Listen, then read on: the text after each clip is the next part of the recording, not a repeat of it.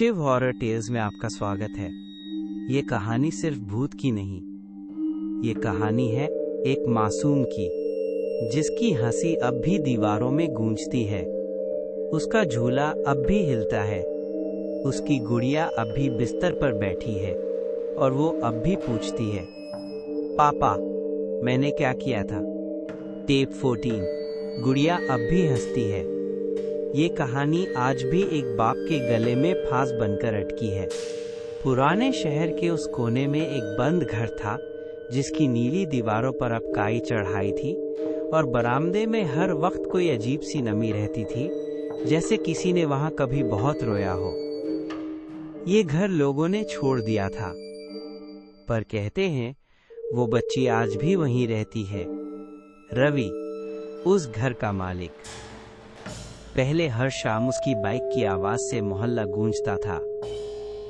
अब वो पैदल चलता है, धीमे कदमों से, जैसे हर कदम पर एक सजा उठाता हो। वो रोज शाम को ठीक 7:10 पर दरवाजे को 3 बार खटखटाता है और धीरे से बोलता है, पीहू पापा आ गए। दरवाजा अपने आप खुलता है। घर में बिजली नहीं, लेकिन एक कमरे में हमेशा हल्की पीली रोशनी जलती रहती है। उस कमरे में कुछ चीजें कभी नहीं बदली। एक छोटा झूला, दीवार पर बनी छोटी ऊंचाई मापने की लाइनें, जहां लिखा है पीहू 5 साल 4 महीने, और एक लकड़ी की अलमारी जिसमें आज भी वही लाल फ्रॉक लटक रही है। बिस्तर पर एक गुड़िया बैठी है, पुरानी, गंदी, लेकिन मुस्कुराती हुई, और उसके ठीक पीछे दीवार पर लिखा है एक नाम, उंगली से खुरचा हुआ पीहू। रवि बस वहां बैठता है, कुछ नहीं बोलता, पर उसकी आंखें रोज पूछती हैं, तू वापस क्यों नहीं आई।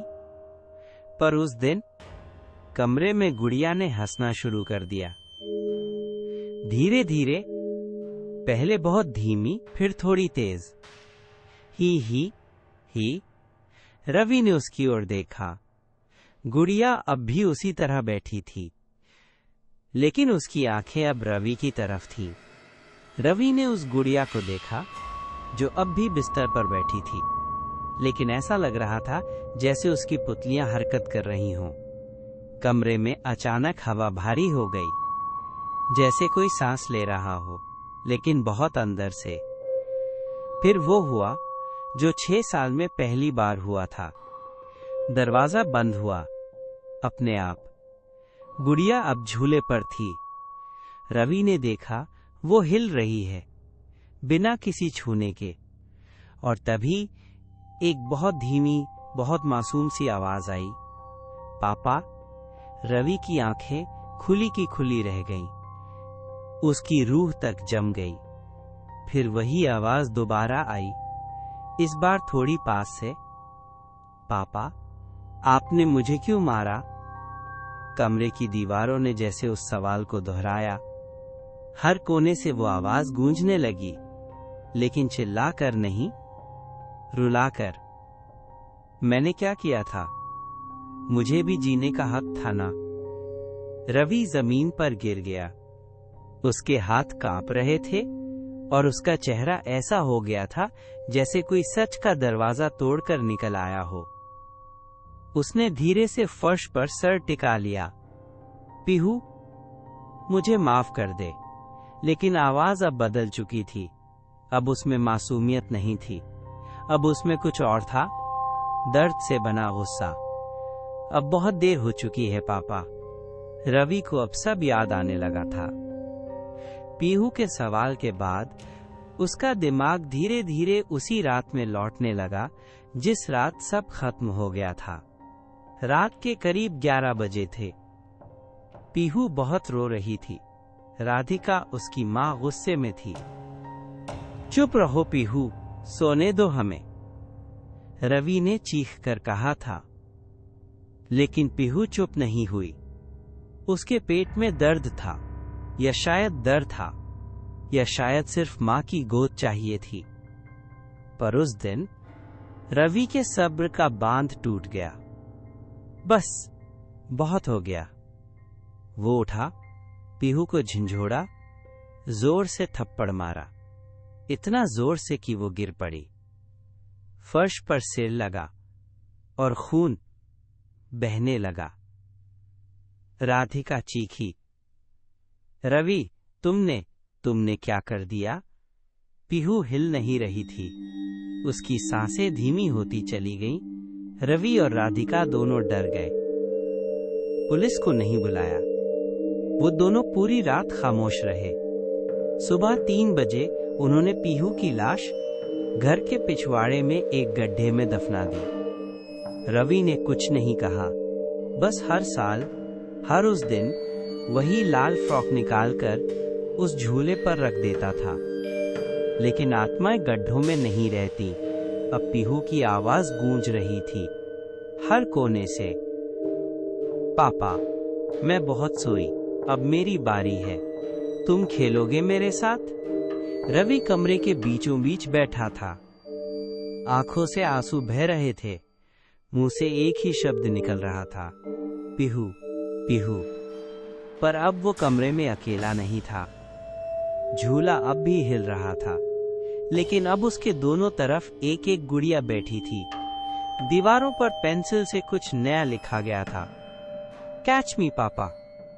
रवि ने देखा, कमरे में रखे हर खिलौने से जैसे कोई आवाज आ रही थी, टिंग टिंग ठक ठक, like marbles rolling, plastic toy falling.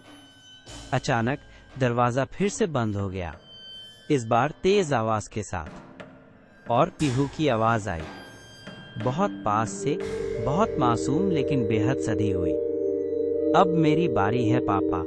Ravi ने जैसे तैसे दरवाजा खोलना चाहा, पर उसके हाथ से दरवाजे की कुंडी ही गायब थी। वो मुड़ा और देखा कि कमरे के एक कोने में पीहू की परछाई खड़ी थी।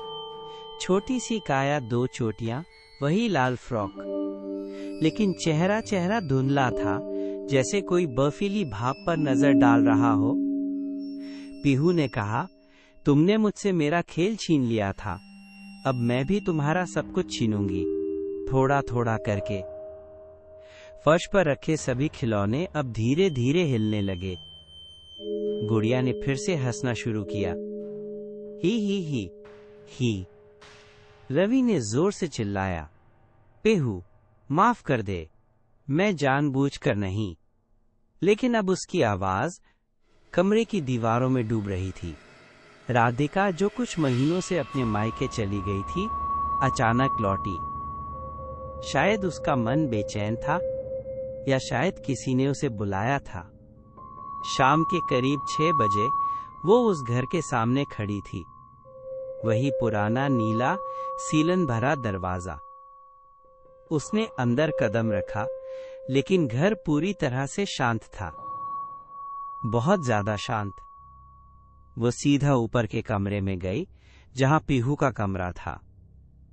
दरवाजा थोड़ा खुला हुआ था और अंदर से गुड़ियों की हंसी सुनाई दे रही थी।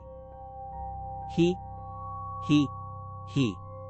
राधिका ने दरवाजा खोला और जो उसने देखा, उसकी चीख गले में ही अटक गई। कमरे के बीचों बीच रवि खड़ा था, एक कोने में मुंह करके। उसका शरीर एकदम स्थिर था, जैसे कोई पुतला हो। फर्श पर ढेर सारे खिलौने बिखरे थे, सब हिल रहे थे अपने आप। झूले पर कोई बैठा था, छोटा सा शरीर, लाल फ्रॉक, 2 चोटियां। पीहू, राधिका ने कांपती हुई आवाज में कहा, पीहू। छोटी सी गर्दन ने मुड़कर देखा, चेहरे पर वही मासूम मुस्कान, लेकिन आंखें काली, गहरी, खाली। फिर वो रवि की ओर देखने लगी और धीरे धीरे रवि की गर्दन मुड़ी 180 डिग्री। उसके चेहरे पर खालीपन था और एक अजीब सी शांति, जैसे वो अब किसी बोझ से मुक्त हो गया हो। पीहू की आवाज गूंजी, अब मम्मा के साथ भी खेलेंगे। कमरे का दरवाजा अपने आप बंद हुआ। बत्ती बुझी, सिर्फ एक चीज गूंजती रही, ही। 3 दिन हो चुके थे। रवि और राधिका दोनों कहीं दिखाई नहीं दिए। बगल वाली आंटी संध्या शर्मा हर शाम 7 बजे अपने आंगन से झांकती थीं, पर अब वो उस ओर देखती भी नहीं थी। कुछ अजीब है उस घर में, उन्होंने कहा था। हर रात ठीक 7:10 पे वो दरवाजा अपने आप खुलता है और ऊपर से किसी के हंसने की आवाज आती है, बिल्कुल वैसी जैसे कोई बच्चा झूले पर खेल रहा हो। एक दिन पड़ोस का अखबार वाला गलती से उस घर के दरवाजे पर अखबार फेंक आया। अगले दिन उसकी मां ने बताया, वो अब बोलता ही नहीं, बस एक कोना पकड़कर कांपता रहता है। फिर एक शाम एक अजनबी आया, कंधे पर कैमरा, हाथ में पुरानी रिकॉर्डिंग डिवाइस। मैं पैरा इन्वेस्टिगेटर हूं, उसने कहा। उसे उस घर में आखिरी बार टेप डालते देखा गया, टेप नंबर 14, जिसका नाम था गुड़िया अब भी हंसती है। वो टेप अब भी इंटरनेट पर कहीं नहीं मिली, लेकिन कहते हैं जिसने भी उसे सुना उसके घर में भी झूले ने अपने आप हिलना शुरू कर दिया। टेप नंबर 14 के खत्म होते ही रिकॉर्डर से एक बहुत धीमी सी आवाज आई, अगर तुमने सुना है तो अब तुम्हारा नंबर है। उस घर को अब बंद मकान कहा जाता है। कागजों में कोई मालिक नहीं, न बिजली न पानी, लेकिन रात के 7:10 पर एक पीली लाइट आज भी जलती है। सड़क से गुजरते लोग अब उस घर की तरफ पीठ करके चलते हैं, क्योंकि एक बार अगर आंखें मिल गईं तो कहते हैं झूला हिल, कहानी खत्म हुई, लेकिन खेल नहीं। गुड़िया अब भी हंसती है सिर्फ एक टेप नहीं थी, ये एक कसूर की आवाज थी जो माफी नहीं, साथ मानती है। अगर आपने सुना तो अब आप भी उसका हिस्सा हैं। शिव हॉरर टेल्स में ऐसी कहानियां रोज नहीं बनती। ये वो किस्से हैं जो कभी रुकते नहीं। तो अगली टेप सुनने के लिए लाइक, शेयर, सब्सक्राइब जरूर करें, क्योंकि अगली बार आपकी कहानी हो सकती है। शिव हॉरर टेल्स, जहां डर सिर्फ कहानी नहीं, दस्तावेज बन जाता है।